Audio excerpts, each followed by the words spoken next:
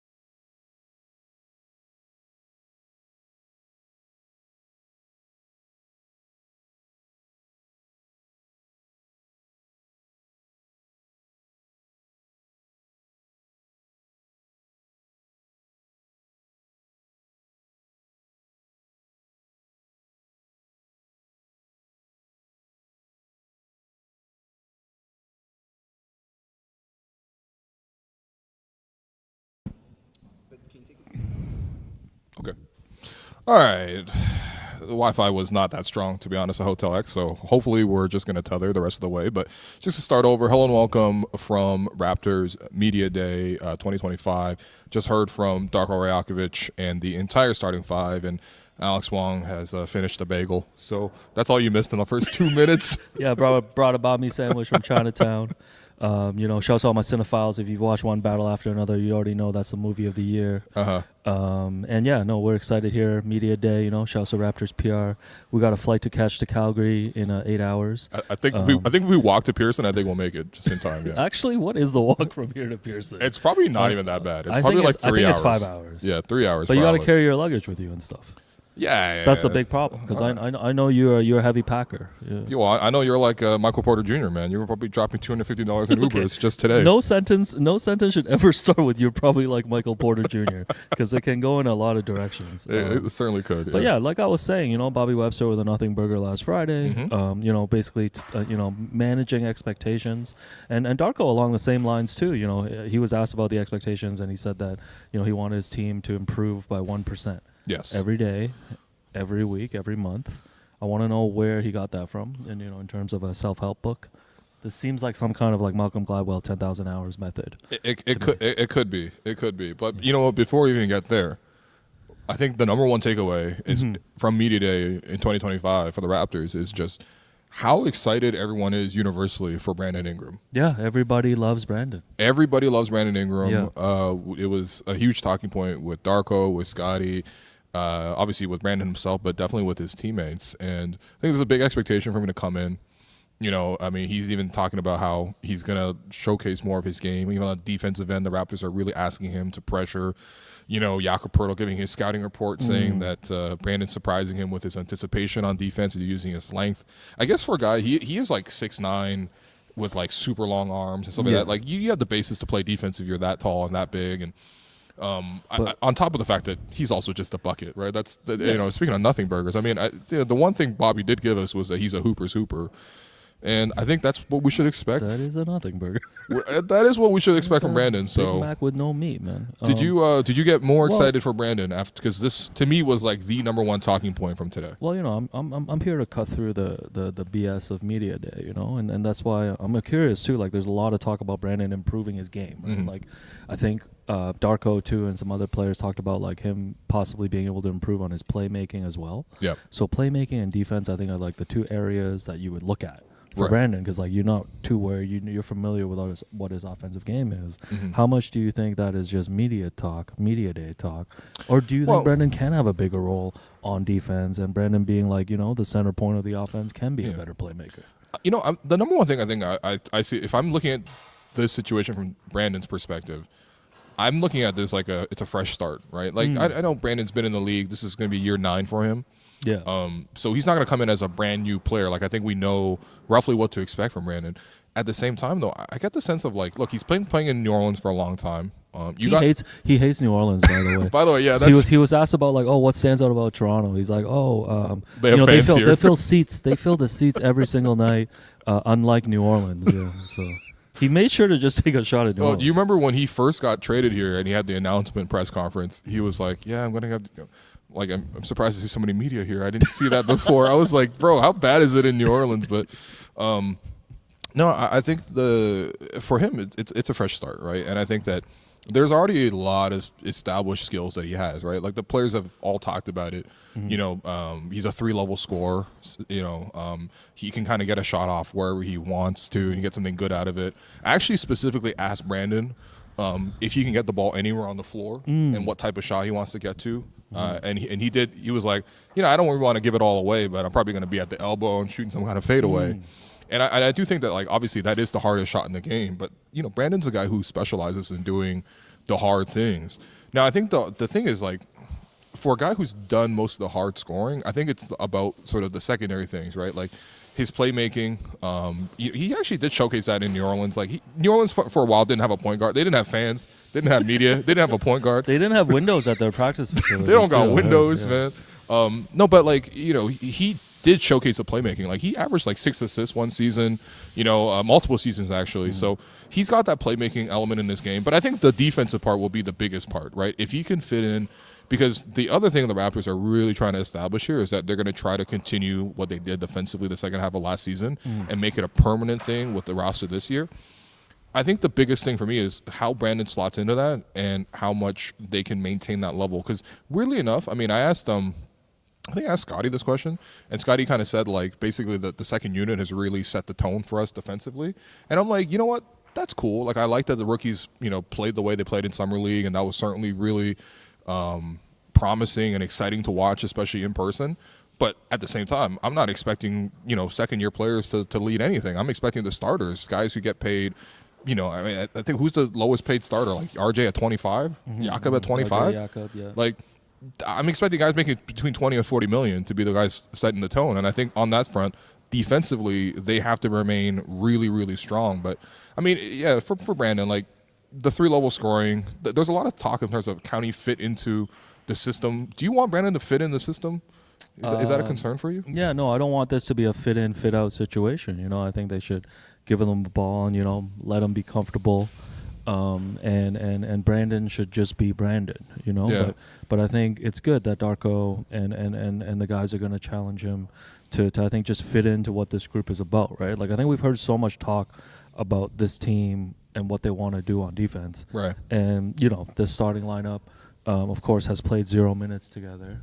And I think it's, like, again, like, I know we're going to talk about this over and over again, but it's like they got to go out there and prove it, right? Yeah. Like similar to, like, Summer League, I think when we were watching Summer League this year, I think that's what stood out to us, right? Like, aside from them winning all the games and, like, the round robin and all that stuff, like, there was defensive intensity and approach, right? Like, we need to see that from this team, from the starters, right? So, and listen, like, Scotty talked about today how, he said this before, like, he thinks he's one of the best two-way players in the league. Yeah. And Darko said too, like the defense starts with Scotty, right? Oh, for sure. And Darko also said there's no weak link. He doesn't see a weak link. Yeah, that one was interesting to me. But I mean, do you agree with that? That's cutting through. That's the media day. That's the media day talk. Really? Right? That's the media day talk. I mean, Okay. I don't think you can honestly look at the Raptors starting lineup and feel like you can be that confident about the defense. You got to see it first, right? So, see a JR of the Raptor show. But I think Darko's gonna have to be tough on these guys too. Yeah. Right? Like he's got to hold them accountable, right? Like, are these guys going to actually lose minutes to the other guys on the bench in like crunch time and stuff if the defense is not up to par? I think that's the biggest thing because, as much flack as I could potentially give Darko, for example, I have to acknowledge that like this guy's been asked. Year one, like Darko said it's a complete mess, right? They trading people, they got to figure out what direction they want to go. Year two, GM change, ownership change as well. So Darko was like, what I'm looking forward to is just stability. Right. You know what I mean? And I think for him, it's like finally he gets a chance with like a decent roster to see if he can win games and get players to sort of play together, play in a winning fashion, and to, again, produce wins, right? Because the last couple of seasons have not been about wins in the slightest. And so I think the biggest thing for him is just, in terms of holding players accountable. I think in ways it's like, okay, you hold them accountable to playing a style, right? I think he's done a good job with that, right? You guys got to share the ball, guys got to move. Year two was about defense, and he did get the guys to improve over the course of the season on the defensive end. I think now it's the job of a regular coach, which is just hold them accountable to winning. If you're doing the things that help win and you are filling your role to the best of your ability, then I think you're doing a good job. And what I really liked today actually was just how on message every player was. I think one thing, I mean, first off for me, I think RJ was like the MVP of Media Day in terms of just what we saw here. RJ was in a great mood. He's cracking jokes and stuff like that. But, one thing I loved from him when he said, it reminded me of that Slam interview from back in the day where you had, OG, Fred, Pascal, Kyle, Norm, like all those guys sitting together.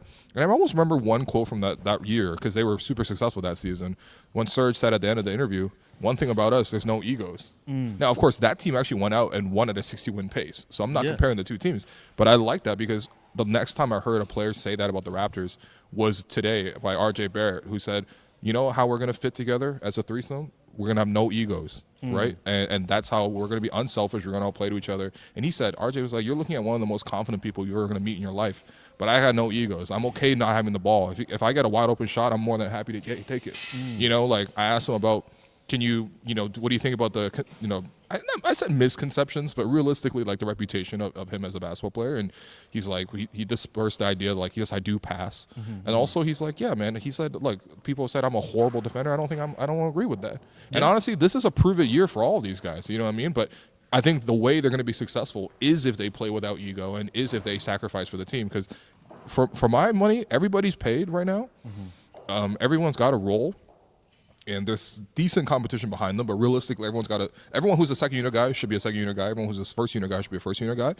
If you guys commit to your roles, play unselfishly, and try to play towards the goal, I think winning is totally possible in this scenario. And that's what makes me excited because, I mean, everyone says the right things on Media Day, but I kind of believe them when they say that, Well, I think when you look back at, like, the last iteration of the Raptors that fell apart, like, a lot of it was, when Fred, Pascal was still here, Gary, OG, and you talk about the contracts, like, that I think people retroactively have talked about. Yeah. Like, the players have talked about how that, like, impacted their play, right? Well, like, Fred didn't get an extension. Pascal didn't get an extension. Gary was kind of moved around multiple times. So it's like, and I could see how people got upset in that situation. And however you can criticize, like, Scotty's game or RJ's game, and I do think RJ is, like, he does take a lot of criticism. I think RJ's for a very productive player. I'm an RJ defender. Me too. I actually think he's the most underrated player on the team. Yeah, but I think like what it is like Scotty is a very unselfish player. Absolutely. Sometimes too unselfish, maybe. Yeah. RJ I think has never struck me as someone who's a selfish player. Like he found his role in New York, alongside a couple of scores there. And I think he's been asked to sometimes, pick up like a bigger slack here, but obviously with Brandon coming in. So yes, I do feel good about that side of things in terms of like, I don't think egos are going to get in the way. I think this is a tight knit group from the younger guys to the starters, but again, they gotta do it in the standings, Yeah. I think because there was a lot of questions in terms of how these guys are specifically going to fit. Obviously, there's the clip went viral, whatever. I'm not going to address that, but it was interesting because when RJ was asked about this, he's like, I played with talented players before. And one thing that makes me really confident about this is we've seen RJ play in a Team Canada setting. In Team Canada, RJ is the third option, right? Honestly, there's been years where it's Shea, obviously, is the number one guy. Dylan Brooks has been the number two guy, and RJ's number three. He's succeeded in that system. He's been efficient when he plays for the national team. I don't see why that can be different from here. You know what I mean? I think, kind of the way Bobby was explaining it on last Friday, was, like RJ is going to get definitely a lot fewer double teams, which is obviously you're not going to get the ball as much. But also it's like he's really good at catch and shoots. He's really good at attacking the second side, driving to the basket. And I think you're going to need multiple scores. And I think for this team, like, I think it's actually a big, big year. The biggest year might be for me, honestly, for Darko, because you finally get a chance to coach winning. A lot of coaches come in, like when Nick Nurse came in, his only job was winning. Yeah. Forget developing, forget whatever. It's just about winning, right? Maximize the year, and he did that to a great degree. Darko's job is to come in and finally fix from developing. Maybe we have okay, games are inconsequential. We kind of know that it's about development. It doesn't really matter. Let's hand out the chain after every game, after every win. We're not even going to have post-game press conferences if they lose. We're going to, delete those. No, seriously, it's been like that, right? Like when you go through the Raptors channel, you'll see they only talk and post it after wins. That's crazy to me. You would think the Raptors were 30-0 last year. The Raps would go 30-0. If you only go by YouTube, the Raps finished 30-0 last year. No, it's true. So I think the focus is now on winning. And again, we have to see it actually translate. And that's part of the reason why people aren't that optimistic around it outside of Toronto. But I do think that if you look at the pieces on paper, you have B.I. established as your number one scorer. You have Scotty being the guy who sets the tone defensively, brings everyone together. Obviously he's still a secondary creator for you. RJ can attack a weak side. IQ is very underrated in terms of what he can do in a pick and roll setting. He can sort of set up the two-man game, and also just he also said the right things too. I think Vivek Jacob of Raptors in 7 asked a question about hey, I think you averaged around 7 threes a game last year, and even IQ was like, wait, only 7? Really? Because he's like, I think I can get that up to 10, which I think was the right answer because everyone kind of understands their role. No one was up here talking about something where that wasn't their role. Nobody was trying to overstate their importance or anything like that. And that's what gets me excited. More than no one talked about oh, I came back 15 pounds heavier or something like that. It was all about what they could do on the court. And I think mentally too, they seem to be a really close group. Yeah. We haven't talked about the second unit being close, but I actually really like the stories that you heard from, when I think I asked Darko something about, I think what he maybe seen out of the young guys, I don't know, it's 3 hours ago now, so I forget apparently. But Darko was like, it's, I just love how much these guys took initiative, right? We've heard about Jamal Shed, hosted a whole bunch of Raptors in Austin. First off, I've never heard of a sophomore hosting players, right? That's something like leadership. When you see the Pacers, Pascal has a house in Orlando where he has a gym, so he hosted a mini camp, right? And he got all the Pacers there. But I'm like, that's Pascal. Pascal's 30. He's veteran. He's an all-star. He's made up max money. Never heard a second-year player bringing people down in Houston, and he brought 12 guys out. I love that. Or it was in Austin, not Houston. But he also talked about how Scotty, IQ, and RJ worked out a lot in Miami together this offseason. They had guys out in Miami. You saw that, Brandon Ingram had guys out in Newport Beach as well. So, I'm just that's what I want to see. For a team that obviously didn't play playoffs for the last, couple of years here, what else are you going to do, man? You've been off since April. Get together as much as possible and work on your game, work on the chemistry. Maybe we haven't seen it in an NBA context, but do whatever you need to do behind the scenes. And I think that speaks well to the culture of the team because they actually want to spend time together. Yeah, no, I think this has been a rebuilding of the culture, under Darko, and that was a huge emphasis. But I'd be curious to see how this team looks, when things get a little tougher. We know this established starting five, but are they going to finish all the games? What if Grady Dick's doing well? What if Jamal's doing well? are guys like IQ and RJ going to be okay sitting on the bench? Is Jakob going to be okay, like maybe sitting on the bench to close games and stuff like that, right? It's easy to talk. If Jakob's sitting on the bench to close games, I don't know who we playing, man. Well, I heard, I heard Sandro's going to be the backup 5, and that was confirmed. That was confirmed by Darko today. Wow, you have great sources. Yeah, man. but I had that 2 weeks. Wow. I also know the location of where the Temple are building their practice facility, but I won't. Some workers from the city government have leaked the news to me. So, no, but back on topic. No, I think this guy got sources in the city. I think it's okay to talk about all this chemistry stuff, but like, are guys really going to be there rooting for one another? Yeah. Are guys going to be willing to sacrifice? Because we've heard this talk too from Bobby, from Darko, from Scotty too, how they're confident that there's like 13 guys, 14 guys who can like make the rotation. And Darko's talked about like ideally he would like to play like 10, 11 guys, right? And see what that looks like. But like over the course of a season, you can't run an 11-man rotation. Like it just doesn't make sense. So guys are going to get squeezed out. And if some of these starters have to take a back seat in some of these games, like, are they going to be okay with it? I think that's what I would be looking for. And that's a regular season problem. You know what that is? But at the same time, for me, I'm looking at it like this, okay? Guys get really concerned about if their minutes are getting snatched if they're in a contract year. Sure. Which important players in a contract year? Yeah, and I nobody. think... Well, listen. Ocha, I guess, but, like, nobody really. I think that's the pro. That's the pro of, like... Like this starting lineup of like the Raptors having locked in. They're taken care of. Right? They're taken care of. Now you might say they're a little expensive, especially considering they have no winning pedigree together. It's like they've made a prepayment. They've made a prepayment on a playoff team. Yeah, exactly. Like we basically paid full price on a pre-build. Yeah, but now we got to live in the building. They need these guys to actually deliver. On the money. Yeah, and again, like all the talk about them being expensive and stuff like that, like that's something that honestly should not be an issue this year. They can make one minor move here and there and they can move out of it. Bobby basically scoffed at that idea, and I agree with him honestly, because Bobby's like, bro, I wrote the cap, man. Like he's like, yo, I'll waive Mamu, man. It's like, I didn't know we have 25 cap experts in the building with us right now. I didn't know Mark question an Asian about math. I didn't know Mark Deeks was in the building, man. You know what I mean? No one was ever going to Kumon and questioning anybody. Come on, man. And so I think for the team, like they're relatively settled, and I think that's where the continuity is going to be really important for them, because they do seem like a group that likes each other, man. I like that, RJ and Brandon are making jokes about each other, but also like complimenting each other. Like we asked I think it was asked to Brandon, like who stood out to you the most from getting to know these guys, because he hasn't played on the court with them on the NBA setting, but he's like, you know what, I really got impressed by RJ. You know what I mean? Like the playmaking, he got really impressed there. He's like, RJ does get after it defensively. I mean, that's good to see. So I like that. And then I think RJ kind of returned a compliment to Brandon, saying that, like, you know what, I've seen him shoot the jump shot a lot, but I also seen him take it to the rack a lot against us. And I like that too, because it's just like, Scotty's always going to be a guy who shares. I think that's one of the good things about him as a leader, is that like he's gonna decenter himself in terms of just like he doesn't really want to shoot the ball that much. He doesn't really want to like, he doesn't need to have the ball all the time. So that really creates an environment where everyone else can kind of like hopefully shine. And again, like it will be a balance, and that's why I think it's going to be, out of everybody, the biggest deal is going to be on Darko to find a winning formula for these guys.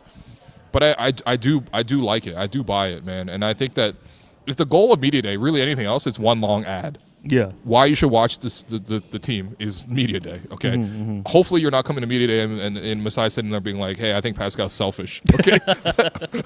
Man, we lived in some toxic times. By the way, that was in the basement of a Hyatt, right? I think the Hotel X, biosphere here is actually quite good. That's when the Hyatt served the raw eggs, man. Yo, they were serving the raw boiled eggs, man. This guy was... Yeah, your boy had a 6-pack that day. Oh, man. That's insane. Boiled eggs are not bad. I was going to say, the price of eggs these days, man, you had 6 eggs. Room temperature boiled eggs. This guy ate $10 worth of eggs. Damn. No, I think that like there is like I do come out of this with more excitement. And by the way, nobody was more excited today than RJ Barrett. By the way, I gotta get RJ the MVP for today, because RJ for me was just like in a great mood. He was really jovial. He was a great ambassador too. I think it's cool because towards the end of the conversation, this is typically how it goes. But like when there's a French speaker, when there's a francophone on the mic, they always give the last 2 questions to the French reporters. In this case, Patrick and Mike. Yeah. And I've always enjoyed listening to RJ speak French, because it does sound like he's 3 levels above me in Duolingo. I think RJ speaks French the way I speak Mandarin. Yeah, Like I think is that a compliment? No, I think it's derogatory. No, I think I can speak. I think I can speak Mandarin, but in a way that doesn't really come across. Right? Sure, So, yeah. It doesn't come across. I don't know if you can speak Mandarin, bro. Because I feel like RJ. 你不会说普通话。我不知道. No, I think RJ always ends like every sentence in French the same. I just hear him say très bien. Yeah, he's always like, yes. He's like, Brandon, très bien. Darko, très bien. Jamal Shad, très bien. J'aime beaucoup le Raptors. No, why are we roasting? No, but it's funny because at the end of the press conference, he walked off and he's like, I guess I'm the French guy now. Yeah. Because obviously in the years past, we had Chris for that. We had Chris Boucher. We had Pascal Siakam. We had Serge Ibaka. We had Serge. Technically, we still do have Ulrich Shamshe and also Olivier Sarr. Yeah. Yeah, you know about Olivier Sarr? No, Mike and Patrick were actually running down the list of guys who speak French. Oh, they know every French speaker because they're like, I need to speak French. It's like a desire. But no, RJ, okay, so he's in a great mood answering those kind of questions. I think he's a great ambassador for Toronto, too. I mean, Chelsea was asking a lot of questions in terms of just, like, what's the impression that you get in playing Toronto and sort of do you feel a certain pride? And RJ's like, man, like, you know what I mean? Like, yeah, it gets cold here a little bit, but, like, this is, like, you know, a great place to be. And I'm just like, you know what, man? Yeah. Somebody on the team should really recognize, and I think Darko is really trying to get them to recognize how cool it is to play for the country. And especially now that they're going to move around, like, they're going to play in Calgary, they're going to play in they're going to play in Vancouver, Montreal. Yeah. So, like, you know, they make an effort to make themselves Canada's team, but like, this is a big opportunity, man. I mean, I hope everyone comes into this situation like Brandon, where he's like eyes wide open. He's like, damn, y'all got fans? Yeah. Y'all got media? No, but y'all got windows? I think it's been enough years that people should know this, right? Like, even though, like, appreciate this, even man. Though Kawhi came here and like he was only going to spend the 1 year before building a criminal enterprise in LA, like. He, like, look at what happened with Kawhi, right? Like, he was a superstar already in his own right, but he became a star, like, on a different level. Like, when he went to LA, he was just another, like, fish in a big pond type, when Kawhi goes to the Hall of Fame, what jersey is he going to be wearing? Yeah, that's a tough Aspiration? one. Yeah, that's a tough one. That's actually a tough one. No, but his best year was a Raptor. Yeah. I'm not saying Kawhi should go in the Hall of Fame as a Raptor, but his best work was with a Raptor. The city and the fans, like, there's a good enough track record now from like the past decade plus that I think people in the NBA know that, right? But I think the problem still is like convincing certain players to actually, you know, like plant their seed here. And like, yeah, like Masai talked about all the time when he's here, like we still haven't had that one whatever free agent star be like, yo, I'm coming here, right? Yeah. So Narwhal he's just got to keep grilling SGA about Toronto and the Raptors, and then eventually they'll make it happen. We all know SGA wants to come back into Toronto at some point. If I had to bet, I think if Shea plays not prime years, but any years of his career in Toronto, I would bet 100%. Like I genuinely would think that will happen. Right now, Toronto's where they are right now, but. I really enjoyed listening to the RJ. I think towards the end of the last season, I felt like RJ was kind of down. Obviously, he had a tragedy in his life. His brother had passed. That was years before. That was like another year before that. But I think more than anything else, even putting the tragedy aside, I think he was just really tired. That was one thing he mentioned at the end of last year. I remember him at Media Day, or I guess exit interview, talking about just really exhausted. Looking forward to taking a break. He was coming from Olympics, right? To trade before that, relocating to Toronto. His brother had passed. Like the coming to Toronto, and then like obviously the Raptors tanking and all that kind of stuff. And I think he was just looking forward to a break. And I was like, you know what, man, I could kind of relate because low-key, like after last season, I'm like, I kind of want to break from the team too. No, but I'm sorry, like Colin Castleton, like I needed a break from Colin Castleton or Orlando Robinson, Jared Rhoden, you know, who's back on the team by the way. So. I thought RJ looked super refreshed. And out of anyone who come up to the podium, he was really, really enthusiastic. I think you get to a certain age, too. Like, you mature into, you know, like he's entering his prime now. Yeah. Like, you know, mid-20s, mid to late 20s now and stuff. Right. And I think you just have a different outlook, too, right? Like, he's established himself as an NBA player. Right. Like, where whether he's going to be here or somewhere else, he's going to land another sizable contract. And I think he should come in relaxed, right? Like, he's done really well here in Toronto. And I think people keep trying to raise the bar for him, which I don't think is a bad thing. Like, he's played himself into higher expectations. So, like, I'm really excited to watch RJ. Yeah. So, in terms of last items from Media Day itself, we talked about the defense. We think the Raptors are definitely going to be great on defensive end. The word playoffs, I find it kind of interesting. The Raptors players, down to a man, you know, Brandon talked about playoffs. Scotty's been on record talking about playoffs. RJ's talked about playoffs. You know, Jakob, remember, didn't Jakob get in trouble last year on media day because he was like, wasn't he like, yo, we don't have expectations? Yeah, he's like, we don't need to win every game. Yeah, I think he went viral. But Jakob talked about playoffs today. Yeah, Jakob was like, we want to get back to winning as quickly as possible. So I'm interested in the fact that all the players mentioned playoffs. Sure. And then when we hear from leadership, that's what I'm saying. Bobby and Darko in this situation, I think there's a management. They did not use the P word. Yeah, there's a management mandate to just manage expectations. But again, there's not much. Why can't they say playoffs? Well, there's just not a lot to gain, and I think like they know coming from Masai, like Masai used to always set expectations really high, right? Yeah. Like I think based on where the team is at, based on how they finished last season, it probably doesn't make sense if you're like a year 3 coach or like Bobby who just got promoted and stuff. Whereas the players aren't going to come in and be like, yo, we're trying to improve 1% every day. You know what I'm saying? Yeah. Like they could say that. That's but not hitting for people. No, but of course, like they're trying to. Of course, like the playoffs should be the goal, and I think they should be more open about it and state it, right? And I think Scotty's pretty open about it. I think Brandon's pretty open about it. Like they have a talented group. Like I don't think making the playoffs, however you want to frame it, whether it's top 6 or the play-in, should be something that they should run away from. Right. No, that's the thing. I just want everyone to sort of be like open and just kind of embrace that idea, And I know Darko's whole philosophy is like, we're gonna win the day. We're gonna win the day. We're gonna win the day. But like, let's win a playoff spot. Like I think look, the Jays, for example, last night. Congratulations to the Toronto Blue Jays. Incredible game. Alejandro Kirk, generational performance with the grand slam and the 2-run hit. And of course, like the winning 13-4. Mason Fluharty, incredible strikeout too. Flu game. Woo, flu game. We were ill. But I think seeing the excitement over there, and obviously if you're not a Raptor fan in the city, if you're just a general person in Toronto, you're excited for the Blue Jays right now. Yeah, you're definitely not watching this media day stream right now. And rightfully so, right? Rightfully so, because they have since. Remember, we were on here during the playoffs. Like we were here during May, being like, "Yo, the Jays, man, they look good." Yeah. You know what I mean? Quietly, they look good. We say that every year, but but like they had that run in June where they won like 22 or 26 games, and everyone's like bought in. Yeah. Seeing that level of excitement, I'm just like, damn, bro, I miss that level of like investment, that level of like games mattering, of like course. that feeling of relief when Fluharty gets the strikeout with like the bases loaded, or that relief you get when Kirk hits that grand slam. I'm like, the Raptors haven't made me feel anything in a while. I think fans have been dying for just like meaningful basketball. Like looking at the schedule with like 6 weeks left in the regular season, looking at the standings. And like every game mattering, so we got Raptors women saying, "Will name 3 more Jays." Yeah, Fluharty was in enough. Name three more guys out of the bullpen, bro. Out of the pen. All right, we got Jeff Hoffman. Yeah, I almost called him Jeff Hoffman. Jeff Hoffman is crazy. Damn, I almost stumbled on one. Jeff Heffman. Sir Carmelo Anthony Dominguez. Yeah, what I mean? Yeah. Who else we got, man? Come on, man. Braden Fisher. Yeah. There you go, man. Come on, That's man. actually really good. I've been watching some Jays. Yeah, show us we put the Jays. Barrios in the pen. We could technically put Barrios in there. Yeah.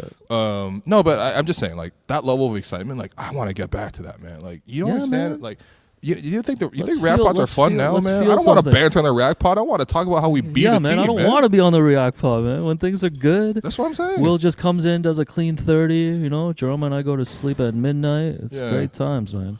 Raptors win. It's always good for business, man. There's no negatives to a winning team. Oh, look at this lighting, bro. Yeah. Yo, look at this lighting. All right, have you run out of things to say? No, actually, before we go and actually catch our flight, because we're going to have, by the way, once again, our flight is in 8 hours. We're going to have like an episode like every single day because we're going to be out in training camp. We're going to have like obviously practice, scrums, stuff like that. Like there's going to be lots of content on the channel. If you're not subscribed, hello and welcome. You're going to miss out on pretty much everything from training camp. We're going to try to get a couple one-on-ones too with the players. Right now, my top 2 are I want to talk to BI. I want to talk to RJ. Those 2 guys really intrigue me right now. But the last thing I want to talk about, which is surprising, he's not even a Raptor anymore. It's Bruce Brown. Oh yeah, I saw Bruce Brown made some derogatory comments. Brucey B. Yeah. With the quote here, as soon as I got to Toronto, I thought about coming back to Denver right away. Bruce Brown, via Mark Spears.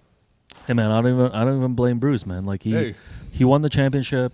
He signed a nice deal with the Pacers. Yeah. The Pacers, of course, had an opportunity to get Pascal, so of course flipped him here. He chased the bag. Let's be honest. He chased the bag. The only reason he left Denver was to chase the bag, and he rightfully so. He got paid $20 million a year. Did you feel like Bruce Brown was giving you 20? And I don't think Toronto ever had any intentions of like keeping Bruce Brown like long term as well. Right. So, remember when he gave everyone on the staff members, he gave everybody custom pair of cowboy boots. He was like, yo, I'm a cowboy guy. Chemistry was on a high, and then I remember like he did a whole presser being like, I actually like worked really hard for my injury to come back. I really want to contribute to this team. He's like, yo, I love Tim Hortons. I'm like, man.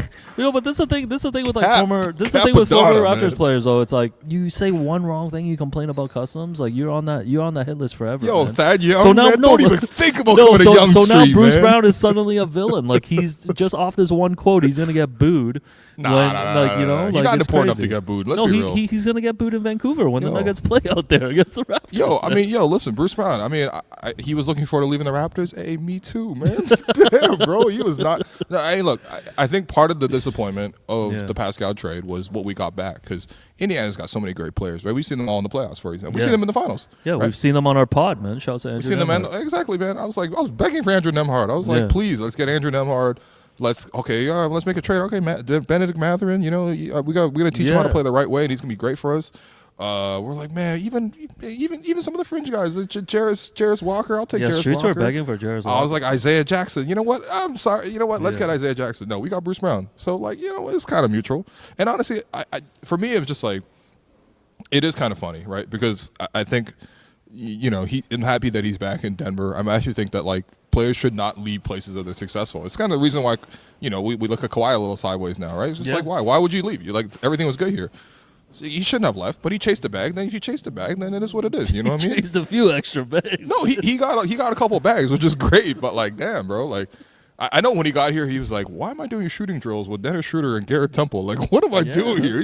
He was passing the time. So man, we should have had Garrett do media day with us today. Oh, man. That's our guy, man. We actually should have got Garrett to do media day. Maybe we should request Garrett. No, you think people are requesting Garrett Temple out there? Yo, Garrett's a good talker, man. GT? Like, we respect GT a lot, man. GT's always, have you seen his Instagram? You follow GT on Instagram? No, I don't follow GT on IG. Yeah. So he's... I try to keep my following under 1,000 at all times. Really? What's your ratio, man? I don't know. Is it like 5 to 1? 5,000 followers, like 1,000 people following? Something like that. No, I've seen the people you follow, bro. What are you talking about? Why you want to talk about that, man? I know who you're following. That's insane. I know who you're following. Why are you making Okay, so Alex is at 5,918. And he's at 997. So I guess you only have 3 more people to follow. Yeah. And if you had to pick 3, once I hit 1,000, I chop people down. If you hit, I chop wood, carry water. If you had to follow 3 more people in the universe, I suppose Garrett Temple wouldn't be one of them. But yeah, no, I think the thing with Garrett, he's just like a parent. Like every video is just him and his kids, him and his wife. Like It's beautiful, this is not a very talkative team, especially the starting lineup. You don't think so? They're not giving you a lot of quotables and stuff, which is fine. I don't need my team to be like all media first team. I just want my team to be top 6 in the East, right? That's it. Yeah. And that's why I think it's like there's gonna be so much talk about this and that. Like, but I just want to see this team on the court. I want to see this team like October 22nd, at Atlanta when it starts for real. Like, I want to see these guys come out locked in, man. This is not an easy schedule, too. No, the lighting's crazy, man. Half my face is, I look like Harvey Dent, man, but I'm half white, half Asian. Anyways, that was media day. That was media day. So what you can look forward to on the account is the following. Obviously, again, we're going to go out to media day, or out to training camp in Calgary. We look forward to seeing people out there. Thank you so much to people who sent in recommendations. Yeah, thanks so much, everyone. We have actually successfully found a place to celebrate Alex's 41st birthday. Caesar's Steakhouse. Everybody come out. Ooh, man. All right. Steak back-to-back days. Whatever. It's fine. No, we're really excited. Thank you so much for sending us recommendations. I'm actually thinking about maybe we just do we do something Friday night, after our work is done, we got open practice, we talk about who looked good. And then I think, we want to go to a bar, maybe meet up with a couple people, you know what I mean? We'll put the word out for fans to come through and just a very chill, casual meet up on the Friday. Have a drink, you know what I mean? Split the G. If people want to come through. Do people split the G in Calgary? Split the C? I don't know, man. Like I told you in Europe, I hate drinking Guinness. Yeah. You do actually hate Guinness. Guinness tastes disgusting. Also, we look like Sammy Sosa right now, both of us. Yeah. Sammy Sosa post 98. No, I gotta sit all the way up here to be not in the sunlight. Nah, but anyways, we got a flight. Really excited, we got a flight. We got a a flight to catch in 8 hours, so we got to wrap up. Yeah, follow the channel. But thanks everyone for listening. We'll see you guys out there. Let us know what you're excited about, what you took away from Media Day as well, and otherwise, just we'll see you out there in Calgary in a couple hours. So appreciate everybody. This has been the Hello Welcome podcast live from Toronto Raptors Media Day, and we'll see you next from training camp.